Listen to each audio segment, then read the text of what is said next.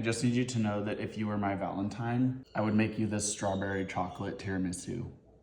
I've had a friend asking me to make a version of tiramisu basically since I started making content, so here you go. You're gonna start by making a simple whipped cream that's studded with a strawberry puree. Then you're gonna whip out your KitchenAid. Did you guys see the new color of the year? It's butter, and they didn't send me one, and I'm really sad about it, but I still like my hibiscus one. I think where people lose the plot with tiramisu is that it should be treated like a mousse, meaning it needs to be nice and light and fluffy so that the texture contrast with the lady fingers is just right. So to achieve that, we're gonna whip up our egg whites till they're a stiff peak with a little bit of sugar, and while those are whipping up, you're going to place your egg yolks, a little bit of vanilla, and the rest of the sugar over a double boiler. Once the sugar has dissolved in that, you're gonna whisk that up with your mascarpone cheese. Careful here because that can break really easily. And then you're just gonna fold everything together. Incoming Schitt's Creek joke about how to fold in the cheese, David. But there actually is a proper technique for folding, especially when making mousses like this. Your spatula is always gonna start in the middle of your bowl and pull up on the sides and gently return everything back in on itself. That way you avoid knocking all of the air out of that beautiful mousse you just made. And now for the coffee dip, you're just gonna pull a couple of shots of espresso. Into that, I added some coffee liqueur